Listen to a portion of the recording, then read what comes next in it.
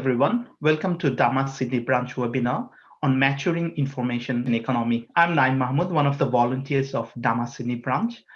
I have Rona and Varun here with me to facilitate this session.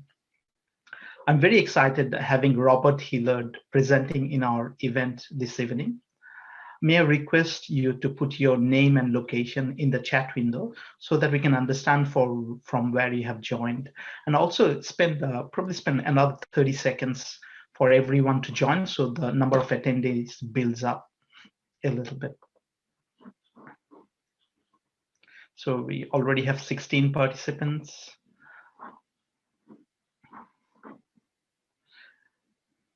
So while the participants probably builds up, just a quick question to Varun. So hello, Varun. Hello, Rona. Hi, Naeem. Yeah, it's really exciting to have Robert Hillard back in our webinars.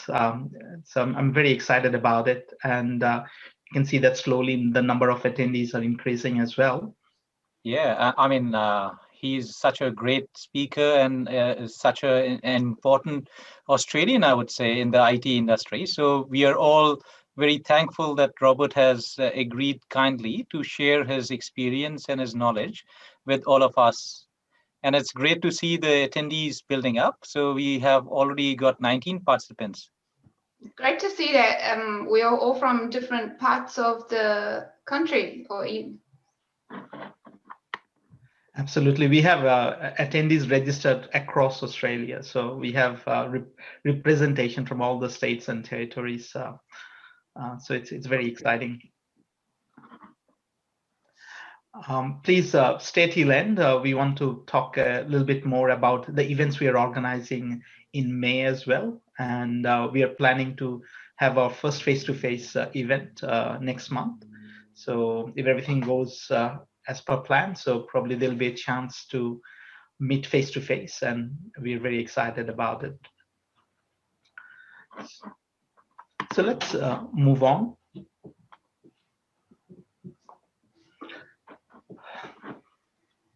Before we start the webinar, Dhamma Australia and Sydney branch acknowledge the traditional owners of country throughout Australia and recognize their continuing connection to land, waters, and culture. We pay our respects to their elders past, present, and emerging. Same respect is extended to all the Indigenous people who are watching this webinar around the world. The presentation from today's event will be available to our members through Dhamma website. If you're not a member, please consider to become one and access the resources available through our website.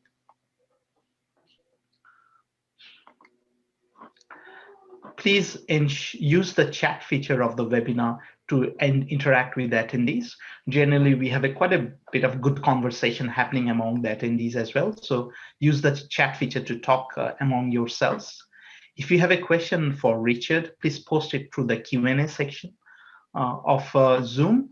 And towards the end of the session, Richard will answer those questions. I will highly encourage you to like the questions posted. The questions with highest like will be answered first. So please make good use of the technology. And of course, please welcome Robert Hillard, Chief Transformation Officer at Deloitte Asia Pacific. Robert will talk about maturing the information economy. As Varun mentioned, Robert is widely recognized as a leading thinker in relation to information economy. His many years of experience as an innovator and leader in consulting in Australia and overseas has seen him play a leading role in the technology profession. He held many eminent roles, including leading Deloitte Consulting in Australia, serving on Deloitte's global board, serving as chair of Australian Information Industry Association, and being appointed to the Digital Expert Advisory Committee advising Prime Minister and Cabinet in Australia. His contribution to the Australian technology industry were recognized in 2014. His admission as a fellow of Australian Computer Society. Welcome back, Robert, and thank you for agreeing to present in our webinar. Oh, thank you for the kind words, and thank you for the invite. It's been a while. And last time I presented in one of your Sydney forums, I got to do it in person. I think you might even have given me a beer as we started the session. So I'm hoping. I think you're going to announce at the end the start of some in-person events, and hopefully I'll score an invite at some point to come back and get that beer at the same time as I present. And thank you everybody for joining. It is kind of I think we've all become experts at doing these sort of virtual interactive sessions, and there's a lot of benefit to it in that it's easy for us. As soon as I finish here, I'm going to just walk down the hall and I'll be able to have dinner with the kids, which is wonderful. But it is a bit of an artificial environment, and right. You're all sitting there on your own. But we have got the chat and have got the Q&A facility sitting here. So please take advantage of both. I'll keep an eye on the Q&A as we go. We've allowed some time at the end to talk about to do some questions. But if I see some things pop up as we go, I'm quite happy to duck and weave a little bit through the topic. And I guess, Robert, you got a chance to meet with my son as well. Did you see him? He came and leave a note for me. And that's been the other joy of this virtual ways of working. We've met each other's families as we've gone through, and we've had huge range of events occur. Everyone's got their Zoom story over the last year. So do just even if it's just to say you agree with what I'm saying, give me some chat or some Q&A as we go. It certainly helps to make sure this doesn't feel like a TV broadcast that we're doing. I'll throw this slide up at the end as well. I've found it all the way through my career really useful to write and to seek feedback from others and to do research. Certainly if the website Information Driven Business, which I established when I was writing my first book, Information Driven Business, which now is a dozen years old, but I've kept a blog going on there, and I find it quite useful. I value the feedback from people on different topics touching on the information economy. And for those of you, looks like a few familiar names on the in the participants. I've had a variety of roles, but at the core, the thing I care most about is that transition that the world's been making to an information economy, and hence the reason why when I was invited tonight, and jumped at the opportunity, even without the beer. I thought that it would be useful or I'd like to have the opportunity to talk a little bit about that transition that we're making and where we are on that journey. And I think that the last year has been incredibly disruptive.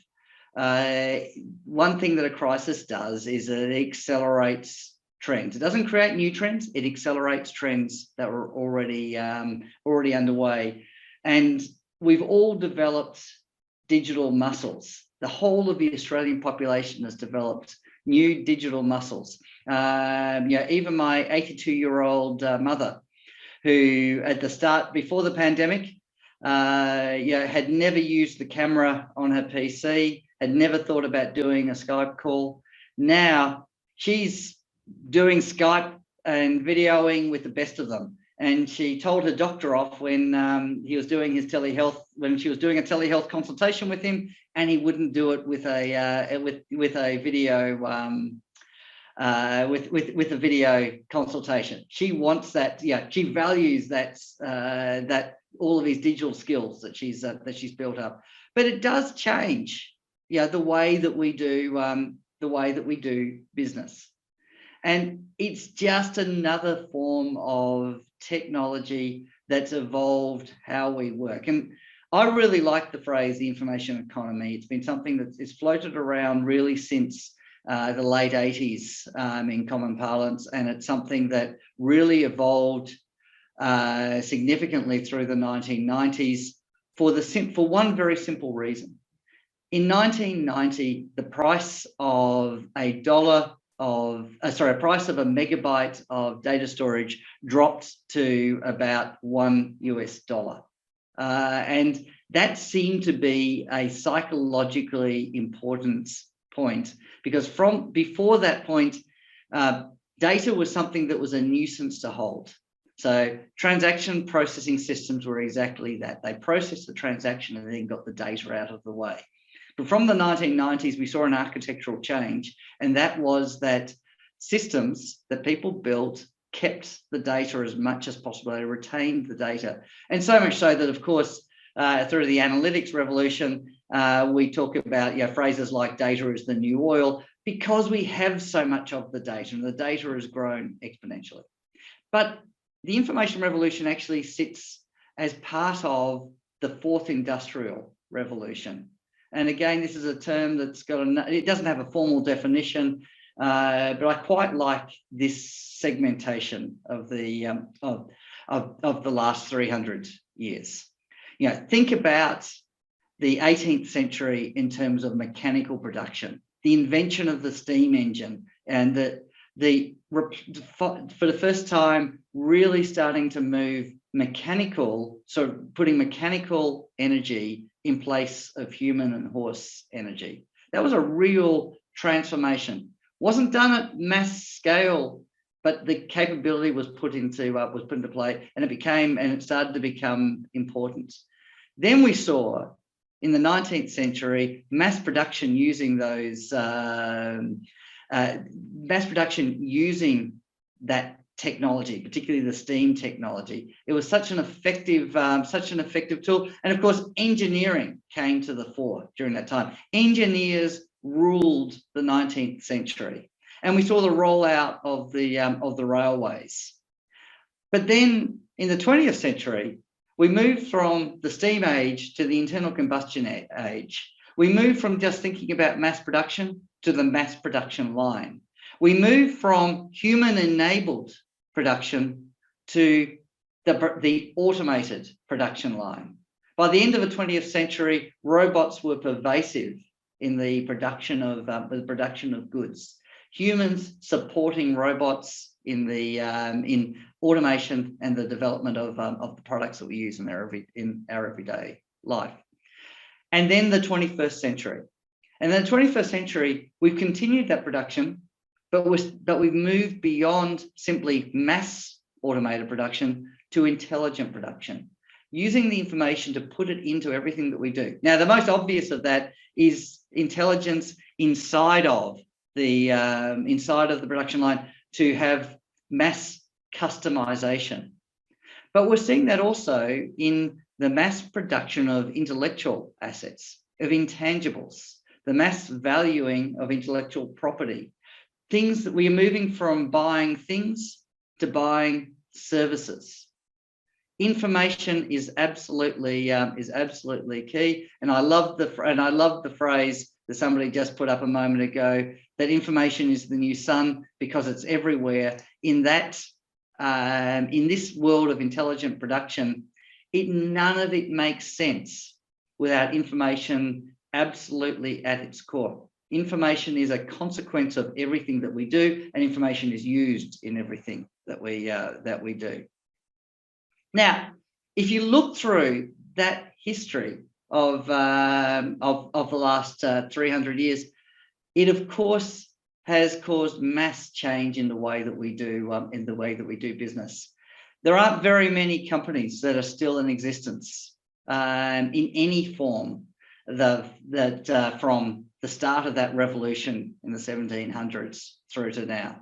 And in fact, increasingly we're seeing businesses at the top end of the ASX, at the top end of the Global 2000, the Fortune 500, any measure you want to take, we're seeing them flip faster and faster and faster and faster. And that's because we're seeing constant change through each of these revolutions. And the need for business to change is really, really easy with hindsight. So during the 19th century, we saw capital move into railways. And the US railway companies were the dominant form of being, were the dominant companies of their era. They were the largest companies. They were the largest companies being traded. They were the largest sources of capital. They were able to truly move markets both physically and metaphorically. And yet by the 20th century, they were shadows of their former selves. The railway companies did not understand the change that was occurring in the change of the revolution from mass production to automated production. They did not understand the rise of the internal combustion engine, the change in the very nature of transport, but they also didn't understand what was being transported was fundamentally different as well. And they certainly didn't cope with the rise of air, and road as dominating their markets. But we can look back with that with hindsight and say, well, obviously they should have seen themselves as being in the transport business, not in the railways business, and should have moved, and they should have been first in the road business, and they should have been in the air business. But actually, they have the same problem that our business faces today. That is, I describe it as the metaphor trap. We find it really hard to imagine business being done differently to the way that we're familiar with business being done. And let me give you a simple example. Yeah, it's 2021. Just a quick in the chat, just so I make sure everyone is awake and paying attention. Who's applied in the last 2 years for a financial product, a mortgage, a new credit card, a savings account, some sort of financial product? Who's applied for a financial product in the last 2 years? Just say yes. This is really my test to see who's paying attention, because I can't imagine there's too many people who haven't done this yet. Oh, yeah, so pretty much everybody has applied for a product. Now, next question. Did you do it with a digital application or a paper application? Can you just put in digital or paper?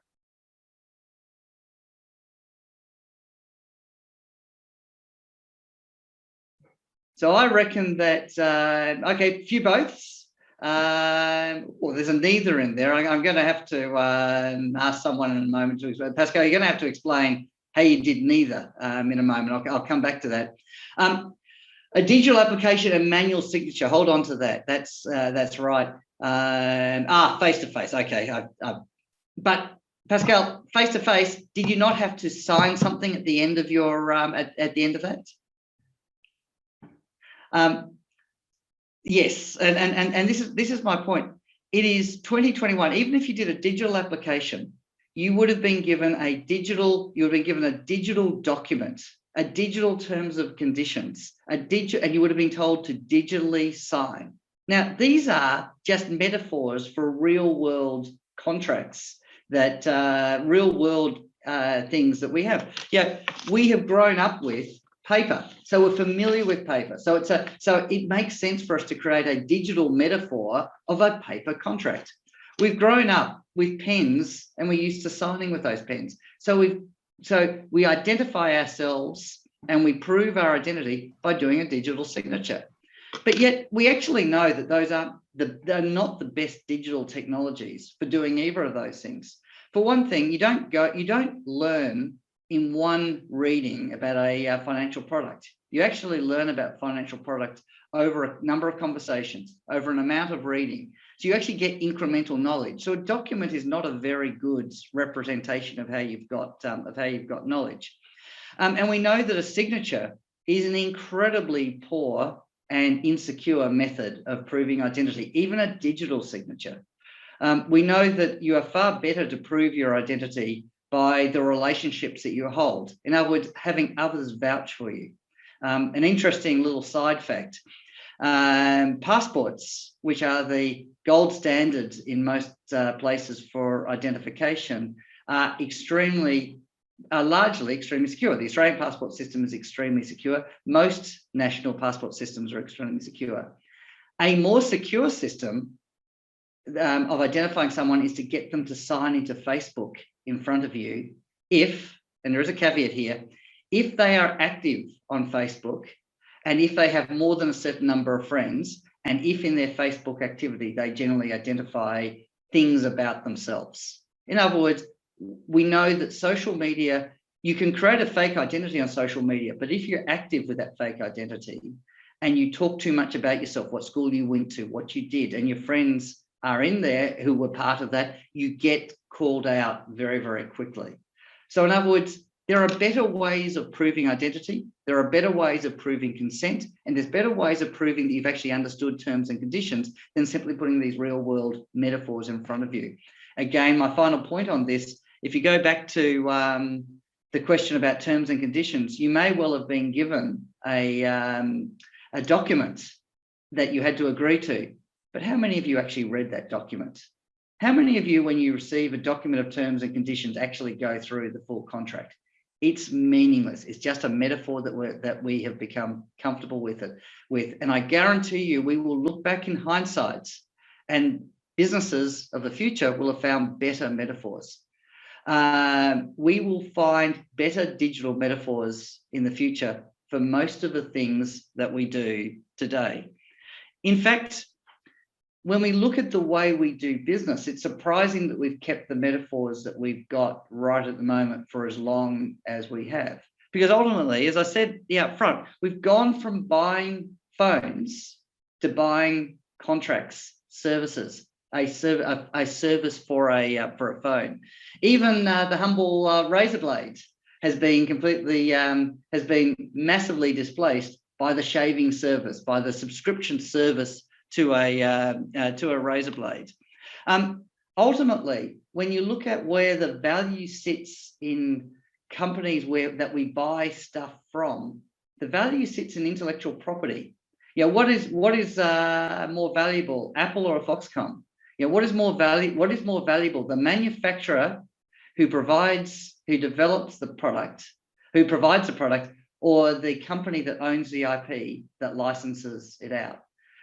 One of my favorite case studies is of a company called Hickory Technology, which is an Australian builder. And what they've done is they build tall residential and commercial buildings. And those buildings, typically some of the largest buildings we see in our CBDs. But they asked a really challenging question. They said, when a builder builds something and they build in each room, they hand it over to their customer, they of course go through a process where you identify the defects. Anyone who's bought an apartment will be familiar with that. You go through the apartment and you identify the defects. And I'm told that best practice is to have the number of defects on that initial handover to be less than 20 per room. And generally, great builders are trying to find ways to drop that number lower, because of course it's a huge cost saving. But great builders try and get it down to 15 or 10. And Hickory asked the question, say, what would it take in order to get it to 0? And then they asked the next question. They said, where does expertise exist in making things with 0 defects? And the answer was the car industry. And they did this at exactly the same time that the car industry was in decline in Australia. So they hired a bunch of engineers and a bunch of production line workers from the car industry, and they built a production factory in Laverton on the outskirts of Melbourne that builds pods. And what they do is they build large parts of they make whole rooms in that factory, then ship them, and then load them up on a crane and put them on each floor. And what they've done with that is they've dramatically sped up the building process and dramatically reduced the defect rate. But what's really interesting with Hickory is the value in the company is not so much in that, but they've subsequently licensed that technology in the UK and the US. And ultimately, that licensing is a more valuable asset for them than the actual production of the buildings that they're doing using the technology. Intellectual property is the gold of our era.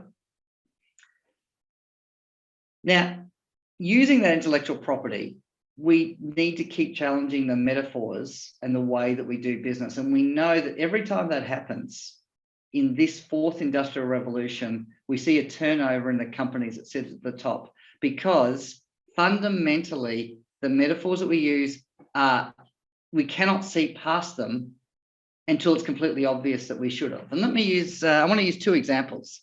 And I'll make two business predictions, and I'll get these wrong, but I'll show you directionally where information and assets can take us and the sorts of businesses that we think will take hold. I'm not even going to ask the question, but I know 100% of this room has a mobile phone, and if we were all there, I'd get you to hold it up. Yeah, everybody has a mobile phone, and if I did a survey, you would be split between the telcos that you have, and you've probably been with your telco for quite a period of time. But let me ask you a question: why do you have a relationship with a telco? What is it that the telco provides? Again, showing my age, I grew up in the 70s and 80s, and at the time, Telstra, or Telecom as it was then, owned the telephone that I used. And we actually looked to Telecom to innovate in the actual telephone. They were they were the gateway to everything. They provided everything from the handset through to the plug, through to the connectivity. And that was where the innovation sat. Today, the handset, we get excited by our new handsets. The handset doesn't come from the telco. We can buy that directly. If we might choose to contract as a bonus with our telco, though increasingly we don't do that. And we're just buying the connectivity contract from the telco. And yet you walk around and there's multiple towers around you. We're buying that because we've used the real world metaphor of the contract. The real world metaphor of a contract sort of says, I've got to sign something. That's an inconvenient process. Why do I have a one-off contract? Why don't I have micro contracts? Why do I need a contract one-off? Why can't I sign a new contract every single time I make a phone call? In fact, why can't I sign a new contract every time I send a single packet of data, whether it's voice or data that I'm using? And why can't I have a bidding war between the telcos for every single one of those packets? So just imagine I'm standing in the street and I've got two towers near me, and I would decide to make a phone call. The first thing my handset should do is I should actually put that out to contract to those two towers and say, which tower would like my business? Who's going to bid me the highest quality? In other words, you're close enough, you're close to me, and the lowest price. And we have some sort of trade-off that you may well set on how you want that done. And then as I walk along, by the way, I might move out of range of one tower, and that bidding war happens all over again. Because now if that's done according to a set of rules, there's no need for me to be directly engaged in that contract. Of course, that should be completely seamless behind the scenes. Now, just think about what that does. That's hugely disruptive, because just imagine that you own a little spot of land, and you decided to put a single mobile tower up on that block of land, and you decide to plug it into the internet, and you then decide to create your own telco, and you put and you decide to be part of this bidding for telecommunications business. There's nothing stopping you running a very effective one tower telco, because of course the biggest barrier to entry into the market is the fact that nobody will contract you until you've got full coverage of the of at least a reasonable geographic area.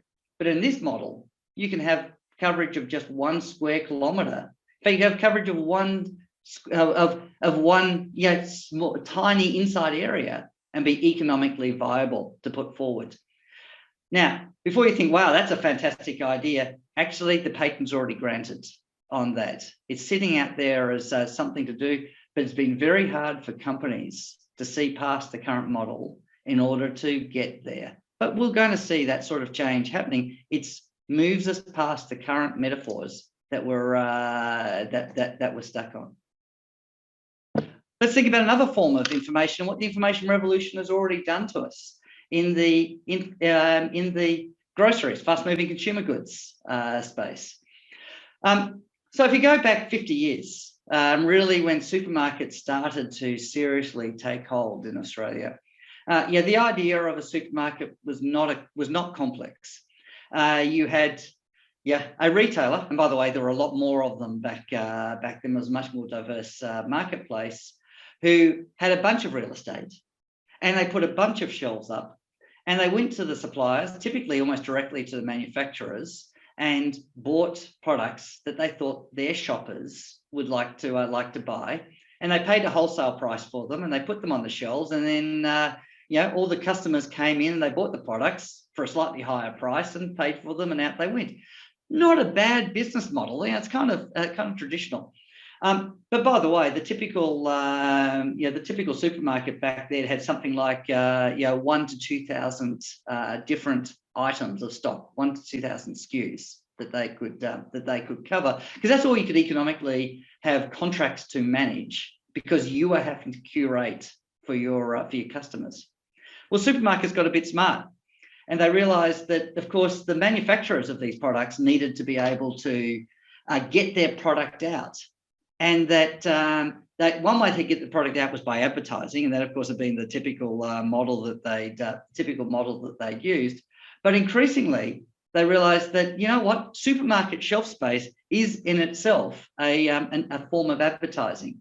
So what they did was they started to sell the supermarket space, initially starting with the gondolas you see at the end of the shelves, and then increasingly moving to basically saying, we don't need, as supermarkets, we don't need to own that product at all. All we're going to do is we're going to make shelf space available, and we're going to contract this product onto there. We're going to act as the gateway for you to control the price that you charge, but we're not going to put it onto our balance sheet at any point, and we'll sell it on through, and then you'll move it, and then you'll take the product into your fridge. And of course, the supermarket has tremendous control because by having that shelf space, they pretty much they act as the gatekeeper. You're not going to buy the product if it's not on the shelf. And you've had this really interesting tussle between the manufacturers, the wholesalers, and the retailers and the consumer, all of whom have a voice in this thing. But the supermarkets have done very well out of this equation. Now, what that has enabled is not only for the supermarkets to do quite well, but it's also enabled them to increase the number of products that they get to you, because they've created a bidding war for that shelf space, and they've allowed effectively, by getting better and better at the point of sale, they've actually used that information to ensure the bidding war ensured a larger, a more curated, automatically curated set of products for you to see. So we shot through a few thousand SKUs to 20,000 SKUs to big supermarkets now looking at 1,000, 100,000 SKUs that you have on the shelf, overwhelming levels of space. But hold on, these things never stay static. Things will continue to change. What you're going to see, I think, is a model that says that where consumers take back that control, or take the control even further, and they say, you know what? Rather than the supermarket charging you to put your product on the shelf, rather than me paying for that product, I'm going to start charging for the right for you to put your product in my fridge. So you can go and put your can of soft drink, you can go and put your piece of fruit in my fridge, but until I consume it, I'm not going to pay for it. And in fact, you're going to pay for a fee for me to have it in my fridge. And if I don't consume it and it becomes disposed, that's your problem, not mine. That's shrinkage. Because you've got to make your product tempting enough, not only for me to have it in the fridge, but tempting enough for me to agree for you to put it in my fridge, but tempting enough for me to actually consume the product. And that's going to create a really interesting tension. How's that going to be enabled? That is the true future of the internet connected fridge. That's what we're starting to see. And in fact, we're seeing a comment in the chat. I absolutely agree with. In future, it's going to be common for the fridge to understand what you love. But it's more than understand what you love. It's going to be to negotiate a contract on your behalf so you financially benefit and that you are getting the right food in there, and other people are motivated to make sure that you've got the food at the time that you want to consume it. And by the way, that's ultimately a good thing for the reduction of the food wastage that we see, because if it's not up to you to decide how much food you should have in the fridge and perhaps over cater, but rather up to companies who need to protect their margin to make sure that you have just the right amount of food that you're most in need of or most desire to use, it's more likely to have to be more precisely targeted. There is a risk in this, by the way, that's been raised as these discussions happen. Of course, information is not innocent, and the first models are more likely to try and put foods in there that you want to consume but maybe shouldn't consume. So this may not be good for our diets, and it's certainly something that we need to watch from a health perspective. Now, we are seeing, if you think these models are over the horizon, they're not too far over the horizon. We've seen a revolution in this in a number of industries, and a really good example of the intense use of information in order to enable to move beyond the metaphors that we are stuck on in the mining industry. And Australia is an absolute world leader in digital mining. And by digital mining, I don't mean mining the digital information resource. I mean the mining of physical resources, but in a way that is making maximum use of digital capability. Of course, you've seen driverless trucks, autonomous trucks. Of course, you have seen autonomous trains. Of course, you've seen the ability to remote operate large volumes of mining equipment. Of course, you've seen the ability to move, again, entire engineering workforce into a distributed work environment and away from the site. That's kind of the stuff that's been highly visible. What you probably haven't seen is that the ecosystem has substantially moved. So we've gone from miners pulling stuff out of the ground and then contracting it and selling it and hoping that the commodity price is at a level that is appropriate, and perhaps contracting it in clever ways, including buying and selling futures and contracting for different lengths of time and taking gambles, to an environment where we're really borrowing from other techniques, in order to say that you actually use cloud to be intimately involved in the production processes that use your commodity, and you use new supply chain modeling to ensure that you are only pulling the amount of stuff out of the ground that corresponds to what is going to be needed at that point in the production line, at that point in the actual production that's going to consume the commodity that you've made. And where we're starting to see is innovative financial products that are then aligning to that information flow, so that risk is moving up and down the supply chain. And the beauty of financial risk is it actually acts as a dampener for supply chain whiplash effect, which, if you've done any studying of trying to do information modeling in supply chain, which is one of the most beautiful and interesting supply chain information areas to work in, you'll see there's the effect called the whiplash effect, and you need dampeners, and different types of financial contracts can actually act as those dampeners. So mining acts as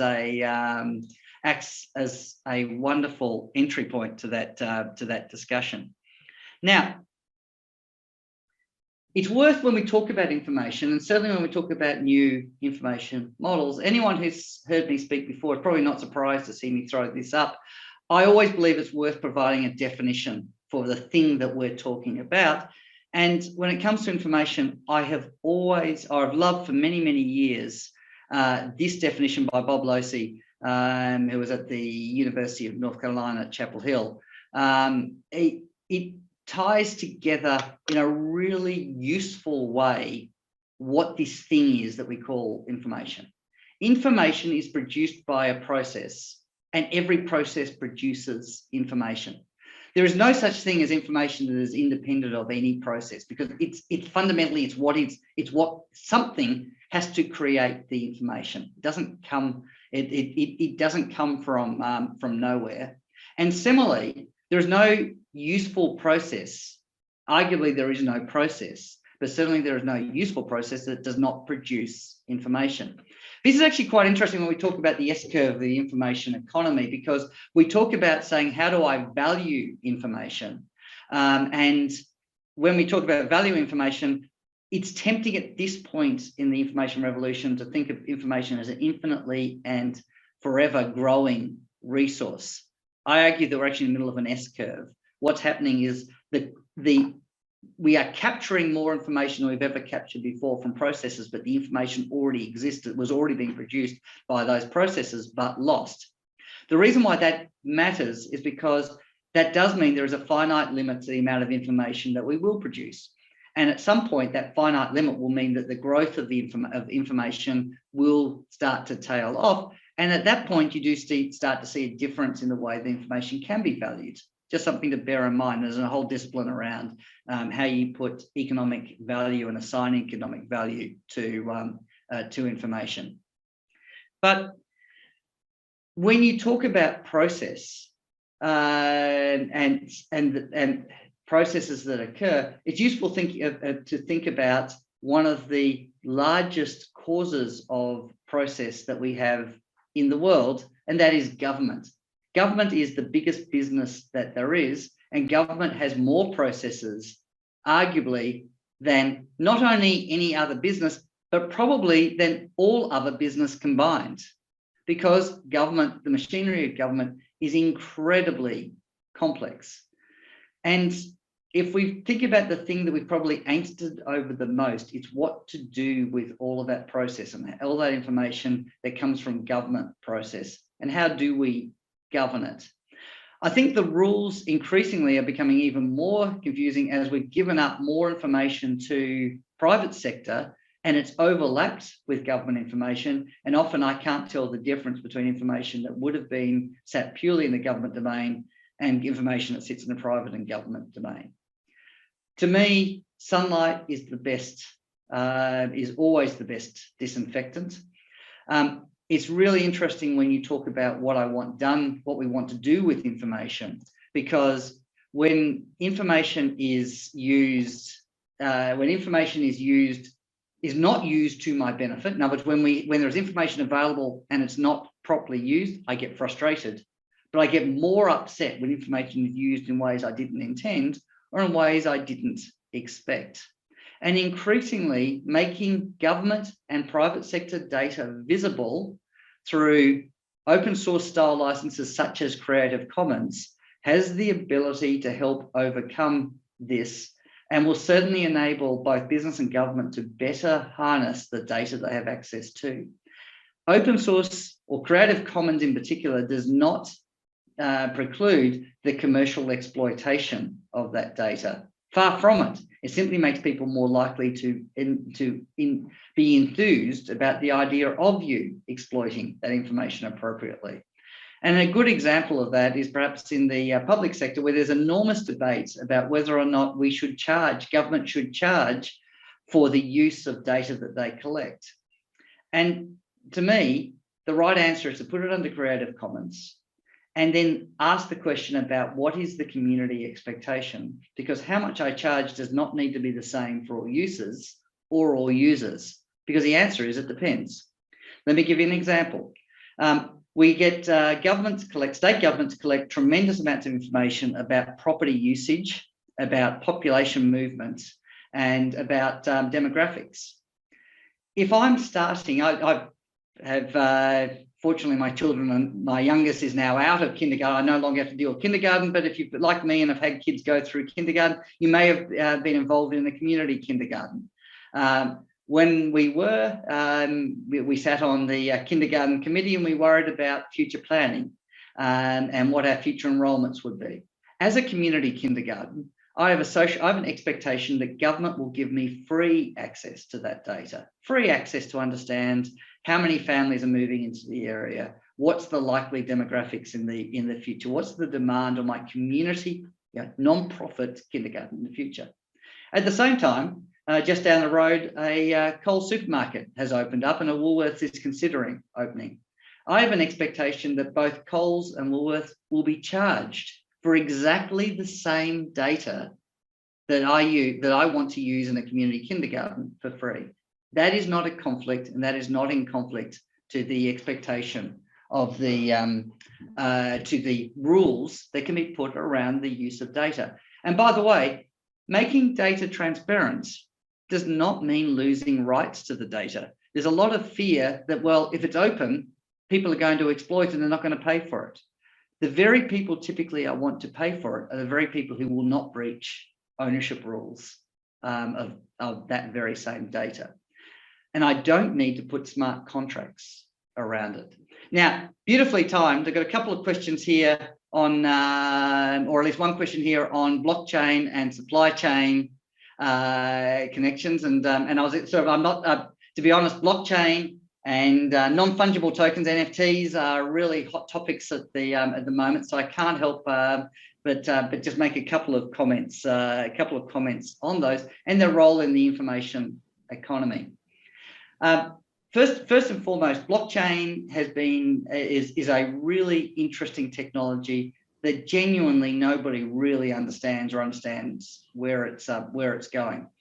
Blockchain's purpose, as the questioner has demonstrated, they understand, of course, goes well beyond its only scaled application at the moment, which is cryptocurrency. I think it's really important to make the point that there's been some really interesting work done in supply chain, in really interesting work done in smart contracts. Of course, there's been a lot of work done in interesting financial instruments, including, but not exclusive to cryptocurrency itself. But you've got to ask the question, is it the only way of doing those things? And is it the best solution for doing those things? Blockchain is an inherently incredibly smart, but incredibly limiting technology. We have seen smart contracts in experiments go wrong because of code bugs. I think a lot of people got really enthusiastic that they can get lawyers out of the process and put code into the process. And I think those very same people have probably never been hardcore programmers themselves, because otherwise they would know how buggy code naturally is. Blockchain is inherently inflexible on fixing up those problems and correcting the past. Blockchain is extremely dangerous as soon as I include personal information in it, because by its very nature, it's impermeable. Its history is cannot be changed, which means that, for instance, if you used it in a government setting or even in a commercial setting where you identify that somebody had an event occur, if they shouldn't have been identified or if that event didn't occur, I can correct the record only by putting a reversing transaction of some kind in. I can never remove I can never expunge all of that. I can never actually meet future legal obligations of forget-me type legislation, which is extremely likely to come. Finally, I think it's also worth mentioning, even from a crypto perspective, blockchain is inherently inefficient, inherently slow. It is only ever able to, by design, not by the as yet unevolved technology, because that's how it builds its security. And it is, without doubt, the most polluting technology we invented in the 21st century because of its incredible energy footprint. Now, all that's very negative, and if you Google, you see I've made a number of these comments publicly, and I get flamed for them. I'll make a few, but I will say, blockchain, on the other hand, in the positive, has the ability to enable us to prototype supply chain solutions, to prototype contracting solutions, to prototype commercial solutions before we make the investment in secure platforms, before we agree a central regulator or a trusted party to play the role. You've got to ask yourself, do you trust MasterCard and Visa? And if not, why not? Because scheme credit has been extremely reliable, and there's been little to no accusation of fraud or inappropriate behavior over many, many years. And if there is, that's what regulators are there for. We know with decentralization that we add new opportunity for fraud and risk into the equation. You've also got to ask the question, one of the comments that's been made is, well, we have these really interesting new things called NFT, non-fungible tokens. And again, worthy of discussion. They are actually standalone and don't need a blockchain to operate on their own, and are their own form of crypto challenge for the future. So the answer is blockchain is a really interesting information platform. But the question for an information architect, is it the best information platform for the business problem that we're trying to solve? Or are we better to prototype on blockchain, and then once we know the business model, potentially move to a trusted platform and regulate and manage that platform in a way that is transparent and open for the future? Do we trust government? That's a philosophical question, and one that as information architects, we don't solve, but we certainly need to challenge business and governments and the community to set their expectations on. Our job is to provide daylight to that, to the trade-offs, and enable others to make that decision. Very quickly, Robert, can I kindly add a couple of points to what you have said? Yeah, please. So, my view is, look, blockchain is an emerging technology. And since you have specifically mentioned the supply chain, there are a few solutions with specific use cases. We shouldn't be using blockchain just because it's a buzzword, but because of a use case.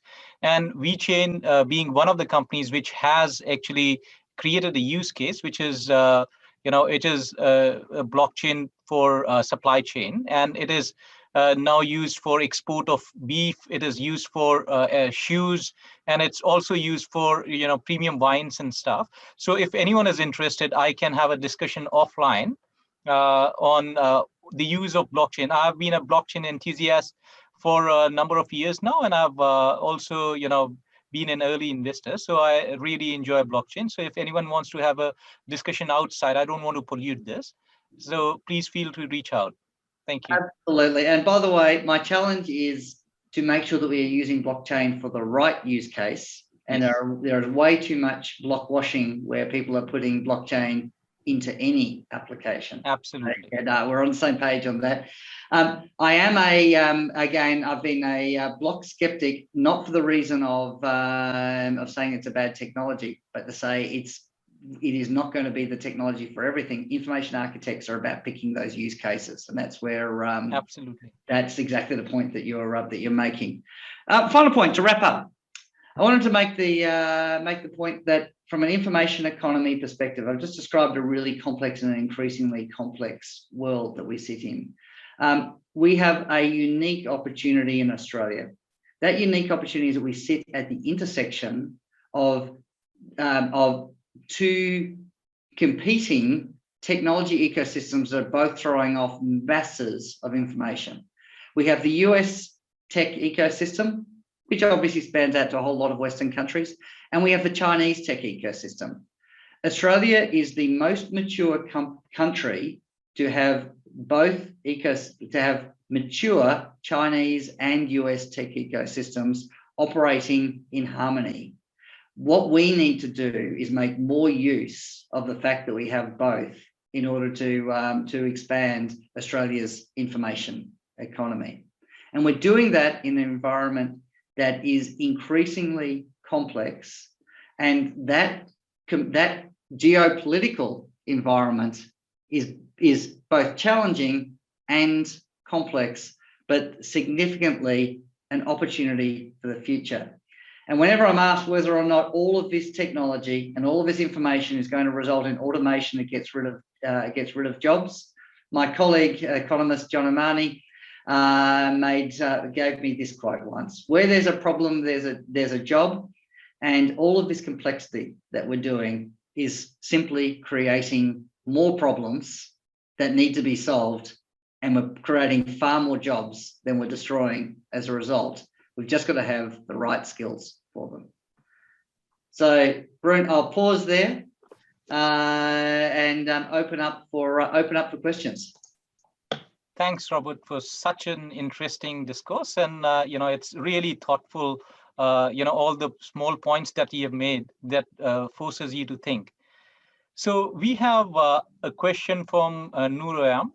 What is the potential impact of data ethics in information economy?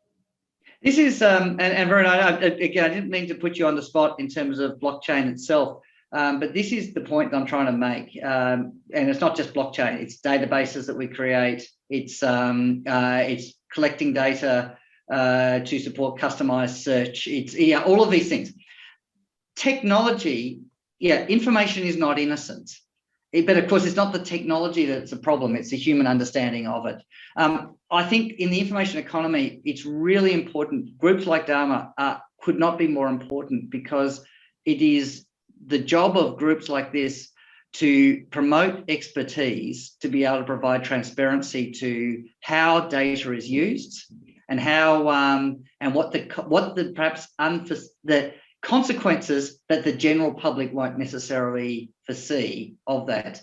And often the trade-offs, everything is about a trade-off, and it's about ensuring that there's an informed debate about what those trade-offs are, so that the community can make decisions, and then making sure they've got the ability to be able to work our way and keep on morphing as community expectations change. Thank you. The next question is from Noel. Is it only economic value for information, or is there not a community value? Oh, this is the economists in my economic colleagues have this debate all of the time, because when we talk about economics, we're typically talking about all the things that we measure. I started with the triple bottom line debate, but you're absolutely right. I mean, it may be semantics, but certainly if all we measure in economic value is the financial, is the hard dollars, and particularly if we're just going to measure it at a P&L level rather than at a balance sheet level, and not the long-term value, community value, you're spot on. Information holds value in a lot of different ways for our community, for our long-term well-being. It informs us to position ourselves well for the future, and information is often uncomfortable, and often opens up questions that we don't necessarily feel comfortable about talking about, but potentially should be. Thanks, Robert. There is one last question which was asked earlier. It is around, it is asked by an anonymous attendee who says that I heard a new phrase, data is the new sun because it is everywhere.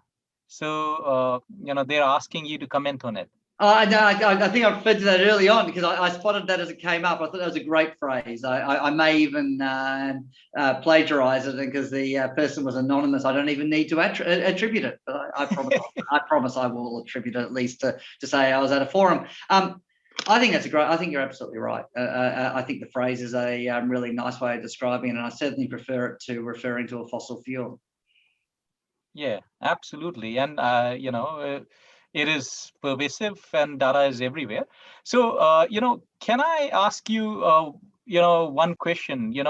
There are now some privacy enhancing computation techniques, like differential privacy or homomorphic encryption or zero knowledge proofs, right? So can't we preserve the privacy of the users? For example, you use the case of Facebook, having to log in and with the conditions that you must have so many connections and you must have been active for so long and all those sort of things. So instead of that, if we have some way in which we can do that the challenge and response sort of a scenario. I was going to take an example of blockchain. I'm not going to do it now, but just to establish your identity, and using these techniques, we can still have pseudo-anonymity so that, you are still anonymous, but you are still able to conduct that transaction to the level of trust that you need to establish. For example, for filling up digital forms for the government, you don't have to really prove your identity with 100 points of ID. But if you're signing a legal contract, you have to provide, certain points of ID. So it should all depend on, what level of transaction you want to have, either with the government, with the banks, or anything. That's right. Look, there is absolutely a number of techniques, some really innovative companies doing some really innovative identity work. And what we're seeing is that the idea of identity is not one size fits all. So one of the debates is, should there be one ID system for Australia? Should you create a national ID system? And expressing my personal view, I think that's quite challenging for the very reason, Varun, that you're putting forward, that if you have, that in some situations I want to not only ID myself, but I want to ID myself in a way that's publicly visible. In other scenarios, we want to maintain public anonymity, potentially counterparty anonymity, but proof to a trusted third party that you are, that both parties can deal with each other anonymously, but know that they are identified. And then I may want to do that in a way that is completely trustless, and I may want to do that in a way that's got a trusted third-party platform, which is back to my use case debate before, that I think we fall into the trap.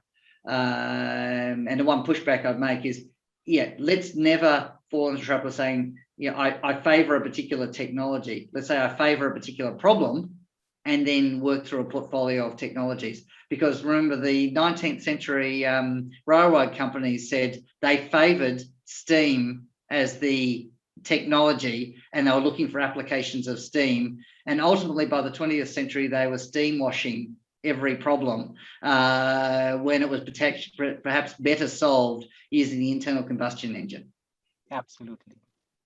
So thank you, Robert, for your time today. It was a very, very interesting session. And thank you, everyone who attended the session as well. And, it was great to have this bunch of participants. And I will now hand over to Rona. She'll talk about the events which we have planned and some exciting news as well. Thank you. Thank you. Thank you, Robert. We have our May event, May presentation, monthly Sydney branch presentation on the 11th Tuesday of May. So just note that this will be the second Tuesday instead of the third Tuesday. So 11th of May, Tuesday, is our next monthly presentation. This one will be like today's, it will be virtual. And the week after that, we have something very exciting coming up. So it will be our first face-to-face physical meeting in CBD of Sydney since the pandemic started over a year ago. So watch out for the details in your mailboxes, and it will be very, very exciting to get together. It will be an evening event. So hope to see you all in there. Thank you. Thanks, Rona. And to become a member, Dharma member, please go to dharma.org.au and go to the member tab. And please join us again next month. Thanks again, everyone, and bye for now.